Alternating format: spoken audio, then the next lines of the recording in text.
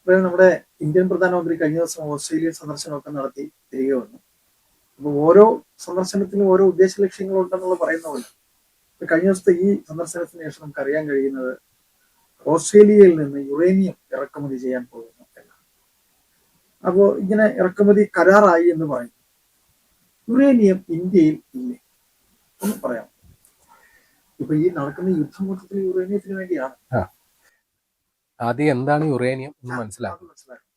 Uranium എന്ന് പറയുന്നത് നമ്മുടെ ആണവ റിയാക്ടറുകളിൽ അല്ലെങ്കിൽ ആറ്റം ബോംബിലാണെങ്കിൽ തന്നെ അത് ഉപയോഗിക്കേണ്ട ഒരു സംഗതിയാണ്.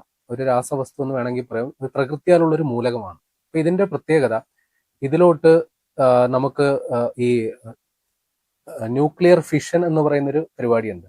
അതായത് നമ്മുടെ അർജുനന്റെ അസ്ത്രം പോലെ 1 100 100 1000 എന്നൊക്കെ പറയുന്നത് പോലെ ഈ യുറേനിയത്തിൽ ഒരു ഇലക്ട്രോൺ കടത്തിവിടുമ്പോൾ അത് വിഘടിക്കുകയും അതിൽ നിന്ന് ഊർജം പുറന്തള്ളുകയും ആ ഊർജ കണികകൾ മറ്റ്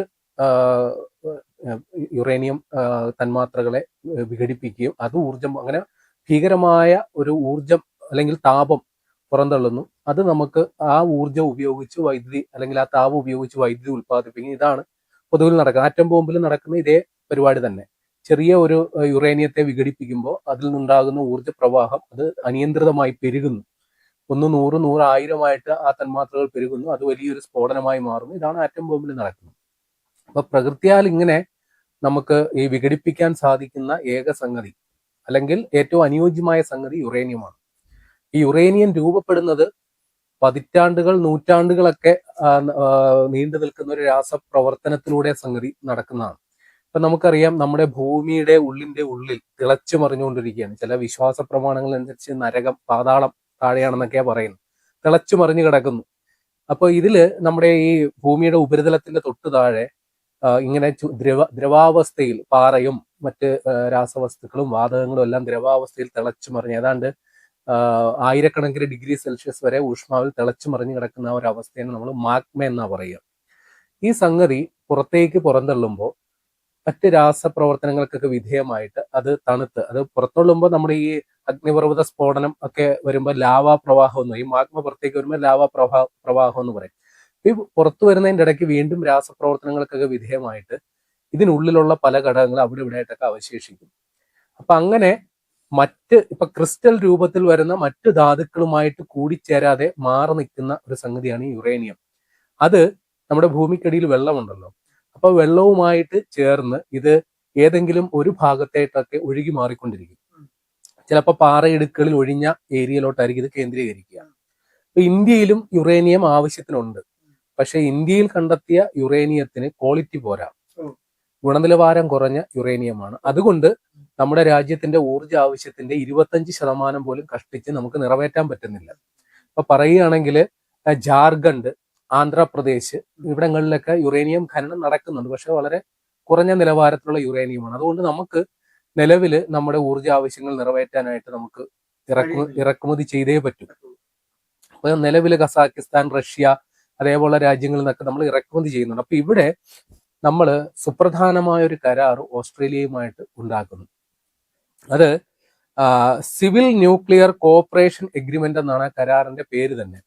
അപ്പൊ അതിന്റെ അർത്ഥം ഈ എടുക്കുന്ന യുറേനിയം സിവിൽ ആവശ്യങ്ങൾക്ക് വേണ്ടി, അതായത് ജനങ്ങൾക്ക് വേണ്ടിയുള്ള ആവശ്യങ്ങൾക്ക് വേണ്ടിയിട്ട് മാത്രമേ ഉപയോഗിക്കാവുള്ളൂ. സൈനിക ആവശ്യങ്ങൾക്ക് ഉപയോഗിക്കരുത്. അതായത് ഇത് ആണവ നിലയങ്ങൾക്ക് വേണ്ടി വൈദ്യുതി ഉൽപ്പാദിപ്പിക്കാൻ വേണ്ടി മാത്രമേ. അതാണ് ആ കരാറിന്റെ അടിസ്ഥാനം. അപ്പൊ ഇത് പ്രകാരം ഓസ്ട്രേലിയയിൽ നിന്ന് എന്തുകൊണ്ട് കരാർ എന്ന് പറഞ്ഞാൽ ലോകത്തുള്ള യുറേനിയം നിക്ഷേപങ്ങളിൽ ഏതാണ്ട് 30% ലോകത്തെ കണ്ടെത്തിയൽപ്പെട്ട യുറേനിയം നിക്ഷേപങ്ങൾ ഏറ്റവും കൂടുതലുള്ള ഒരു സ്ഥലമാണ് ഓസ്ട്രേലിയ. അപ്പൊ അവിടെ നിന്ന് നമുക്ക് ആവശ്യത്തിന് യുറേനിയം ദീർഘകാല അടിസ്ഥാനത്തിൽ നമുക്ക് ഖനനം ചെയ്ത് അവരിങ്ങോട്ട്, നമുക്ക് നേരിട്ട് പോയി അവിടെ ഖനനം ചെയ്യാൻ അനുമതിയില്ല, അവർ ഖനനം ചെയ്ത് നമുക്ക് ഇങ്ങോട്ടേക്ക് കയറ്റുമതി ചെയ്തു തരും. പക്ഷെ അത് എത്ര അളവിൽ എങ്ങനെ കൊണ്ടുവരും, അതിന്റെ എത്ര തുക ചെലവാക്കും, ഈ കാര്യത്തിലൊക്കെ നമ്മൾ ഒരു രഹസ്യ സ്വഭാവം സൂക്ഷിച്ചിട്ടുണ്ട്. ഏതായാലും വലിയ തോതിൽ ഉണ്ടാക്കും എന്നുള്ളതാണ് നമുക്ക് മനസ്സിലാകുന്നത്. നിലവിൽ നമ്മുടെ ആണവ നിലയങ്ങൾ, വൈദ്യുത നിലയങ്ങൾ വഴി നമ്മുടെ രാജ്യത്ത് ഉൽപ്പാദിപ്പിക്കുന്ന വൈദ്യുതിയുടെ അളവ് 8 ജിഗാവാട്ടാണ്. അത് 2047 100 ജിഗാവാട്ടായിട്ട് ഉയർത്താനായിട്ടാണ് നമ്മൾ ലക്ഷ്യമിടുന്നത്. പക്ഷെ ഈ ഒരു ദീർഘകാല പദ്ധതി വലിയ നമ്മുടെ മുമ്പിൽ ഉള്ളപ്പോൾ അതിന് അനുസൃതമായിട്ടുള്ള ഊർജ്ജ സ്രോതസ്സുകൾ നമുക്കില്ല. അപ്പൊ അത് പരിഹരിക്കാൻ വേണ്ടിയിട്ടാണ് നമ്മൾ ഇതേപോലുള്ള രാജ്യങ്ങളുമായിട്ട് കരാറിൽ ഏർപ്പെടുന്നത്. കാനഡയുമായിട്ടും ഇതേപോലൊരു കരാറുണ്ട്. അപ്പൊ കാനഡയുമായിട്ടുള്ള കരാർ അനുസരിച്ച് 2037 ഒരു 1000 മെട്രിക് ടൺ യുറേനിയം കാനഡയിൽ നിന്ന് ഇങ്ങോട്ട് തരും എന്നാണ് പറഞ്ഞത്. അപ്പൊ നമ്മുടെ നിലവിലെ ഊർജ്ജ ആവശ്യങ്ങൾ അനുസരിച്ച് നിലവിൽ നമുക്ക് 1500 മുതൽ 2000 മെട്രിക് ടൺ യുറേനിയമാണ് നിലവിൽ നമ്മുടെ ആവശ്യകത ഉള്ളത്. അതിലേറിയ പങ്ക് നമ്മൾ ഇറക്കുമതി ചെയ്തുകൊണ്ടിരിക്കുകയാണ്. ഇനി 2033 വരെയുള്ള ആവശ്യങ്ങൾ പരിഹരിക്കാൻ നമുക്ക് 9000 മെട്രിക് ടൺ യുറേനിയത്തിന്റെ ആവശ്യമുണ്ട്. അപ്പൊ അതനുസരിച്ച് നമുക്ക് ഇറക്കുമതി ചെയ്യണം. അപ്പൊ 9000 മെട്രിക് ടൺ, നിലവിൽ 2000 ഉള്ളൂ. അപ്പൊ അതിന് ഒരു 7000 മെട്രിക് ടൺ കൂടി നമുക്ക് പുറത്തേക്ക് വരണം. അതിൽ നല്ലൊരു ഭാഗം ഓസ്ട്രേലിയയിൽ നിന്നായിരിക്കും എന്നാണ് നമ്മൾ മനസ്സിലാക്കേണ്ടത്. ഇനി 2047 നമ്മുടെ പ്രഖ്യാപിത ലക്ഷ്യമായ 100 ജിഗാവാട്ട് വൈദ്യുതി ഉൽപാദനത്തിലേക്ക് നമ്മൾ കടക്കുമ്പോൾ നമ്മുടെ യുറേനിയം ഇറക്കുമതി 10,000 ടൺ മെട്രിക് ടണ്ണിന് മുകളിലേക്ക് ഉയരും എന്നാണ് പൊതുവെയുള്ള അനുമാനം. അപ്പൊ നിലവിൽ ഓസ്ട്രേലിയ ഞാൻ പറഞ്ഞു ലോകത്തെ ഏറ്റവും വലിയ ഒരു യുറേനിയം നിക്ഷേപമുള്ള രാജ്യമാണ്. അതിന് കാരണം ഈ പറയുന്നത് പോലെ നമ്മുടെ ഈ ഭൂമി രൂപീകൃതമായ സമയമുണ്ടല്ലോ, നിരവധിയായ അഗ്നിപർവ്വത സ്ഫോടനങ്ങൾ ഉണ്ടായപ്പോൾ എന്തോ പ്രകൃത്യാലുള്ള പ്രതിഭാസം അനുസരിച്ച് ഓസ്ട്രേലിയ പോലുള്ള ചില സ്ഥലങ്ങളിൽ ഈ പറയുന്ന യുറേനിയം കേന്ദ്രീകരിക്കപ്പെട്ടു. ഇന്ത്യയിൽ അത്തരം യുറേനിയം നിക്ഷേപ സാധ്യതയും അതിനനുകൂലമായ ഒരു സാഹചര്യമല്ല ഇന്ത്യ ഉൾപ്പെടുന്ന ഭൂപ്രദേശത്ത് ഉണ്ടായിരുന്നു. നമ്മുടെ ഭാഗ്യക്കേട്. പക്ഷെ നമ്മളൊരു കാര്യം മനസ്സിലാക്കണം, ഈ പാറയുള്ള, ചുരുക്കി പറഞ്ഞാൽ കേരളത്തിൽ പശ്ചിമഘട്ടങ്ങളിലോ അല്ലെങ്കിൽ നിലവിൽ പാറ ഖനനം നടക്കുന്ന കോറികളിലോ ഒക്കെ തന്നെ യുറേനിയം നിക്ഷേപമുണ്ട്. പക്ഷെ വളരെ പരിമിതമായ തോതിലോ അല്ലെങ്കിൽ അതിന്റെ ഗുണനിലവാരം കുറവോ ആയിരിക്കും. അതുകൊണ്ട് നമുക്ക് അതിനെ പൂർണ്ണമായിട്ട് ഉപയോഗിക്കാൻ പറ്റില്ല, അല്ലെങ്കിൽ അത് പൂർണ്ണമായിട്ട് വേർതിരിച്ചെടുക്കാൻ പറ്റിയ സാങ്കേതിക വിദ്യ നമ്മുടെ ഇല്ല. അതാണ് വാസ്തവം.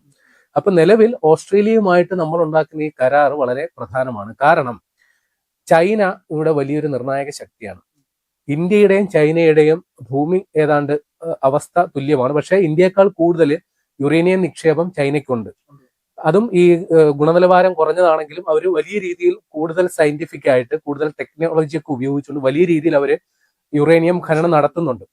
പക്ഷെ എന്നിരുന്നാലും അവർക്ക് അവരുടെ ആവശ്യങ്ങൾ പരിമിതമായിട്ട് നിറവേറ്റാൻ പറ്റുന്നുള്ളൂ. കാരണം ലോകത്തെ ഏറ്റവും കൂടുതൽ ആണവ റിയാക്ടറുകൾ നിർമ്മിക്കുകയും പ്രവർത്തിപ്പിക്കുകയും ചെയ്യുന്ന രാജ്യങ്ങളിൽ ഒന്നാണ് ചൈന.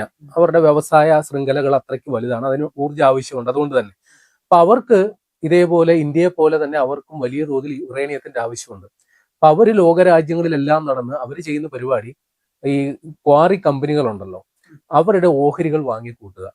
ചൈനീസ് കമ്പനികൾ വാങ്ങിക്കൂട്ടിയിട്ട് അവരുടെ ഇഷ്ടാനുസരണം പലയിടങ്ങളിലും ഖനനം ചെയ്ത്, ചുരുക്കി പറഞ്ഞാൽ ചൈനയ്ക്ക് ആവശ്യാനുസരണം യുറേനിയം കിട്ടുന്നു എന്ന് പറഞ്ഞു കഴിഞ്ഞാൽ അവർക്ക് വരുന്ന കാലത്ത് അവരുടെ ഊർജ്ജ പ്രതിസന്ധി എന്ന് പറയുന്ന ചോദ്യമേ അവർ ഉണ്ടാകുന്നില്ല. അവർ സുരക്ഷിതമാക്കി വെക്കണം. അപ്പൊ ഇന്ത്യയെ സംബന്ധിച്ചതൊരു ഭീഷണിയാണ്.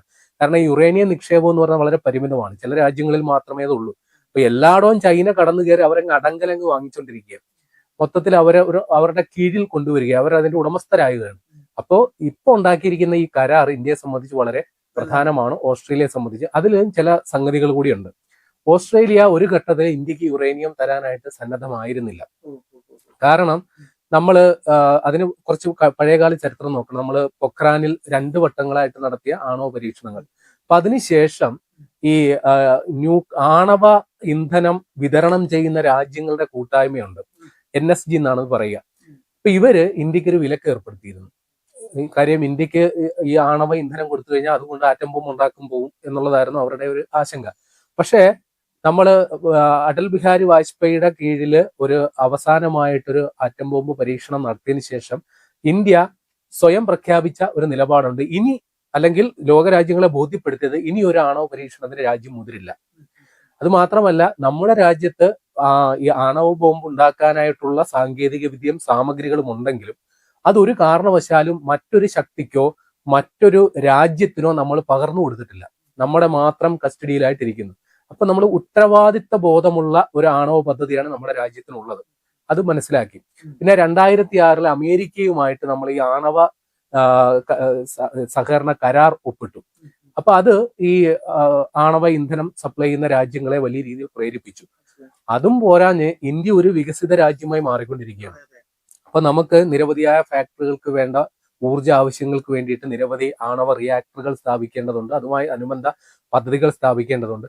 അപ്പൊ ഈ പദ്ധതികളിലെല്ലാം തന്നെ വിവിധ ലോക രാജ്യങ്ങൾക്ക് സാമ്പത്തിക താല്പര്യങ്ങളുണ്ട്. ഇപ്പൊ അതിന്റെ അസംസ്കൃത വസ്തു നൽകുന്നതിനാണെങ്കിലും റിയാക്ടറുകൾ സപ്ലൈ ചെയ്യുന്നതിനാണെങ്കിലും ശരി, അതിന്റെ ടെക്നോളജി സപ്ലൈ ചെയ്യുന്നതിനാണെങ്കിലും ശരി, അമേരിക്ക, ഫ്രാൻസ് പോലുള്ള രാജ്യങ്ങൾക്ക് സാമ്പത്തിക താല്പര്യങ്ങൾ കൂടിയുണ്ട്.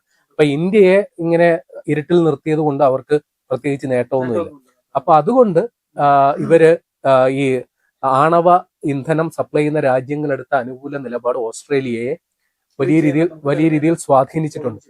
അപ്പൊ അങ്ങനെയാണ് ഇന്ത്യക്ക് ഒരു പരിധിവരെ യുറേനിയം നൽകില്ല എന്ന നിലപാടെടുത്ത ഓസ്ട്രേലിയ ഇപ്പോൾ അത് തരാനായിട്ട് തീരുമാനമെടുത്തേക്കുന്നത്. ഏതായാലും ഇത് പ്രകാരം എന്നു മുതൽ ഇതിന്റെ വിതരണം തുടങ്ങും എന്നുള്ള കാര്യത്തിൽ നമുക്ക് ഇതുവരെ ഒരു ക്ലാരിറ്റി വന്നിട്ടില്ല. ഏതായാലും ഉണ്ടാകും, ഉടനെ തന്നെ ഉണ്ടാകും. അത് നമ്മളെ സംബന്ധിച്ച് വരുംകാല ഇത്തരത്തിലുള്ള വലിയ വലിയ ഊർജ ലക്ഷ്യങ്ങൾ 2047 1000 ജിഗാവാട്ട് വൈദ്യുതി എന്നൊക്കെ പറയുമ്പോൾ അനുസൃതമായിട്ടുള്ള വ്യാവസായിക വളർച്ചയും രാജ്യം വാഹനങ്ങളിൽ പെട്രോൾ ഡീസൽ വാഹനങ്ങൾക്ക് വരെ ഇലക്ട്രിക് വാഹനങ്ങൾ, അതൊക്കെയാണ് നമ്മൾ സ്വപ്നം കാണുന്നത്. അപ്പൊ അത്ര വലിയ വിശാലമായ സ്വപ്നങ്ങൾ യാഥാർത്ഥ്യമാക്കാനായിട്ട് നിർണായക ഒരു ചുവടുവെപ്പാണ് ഇപ്പോൾ നടത്തിയിരിക്കുന്നതെന്ന് സംശയം പറയാം.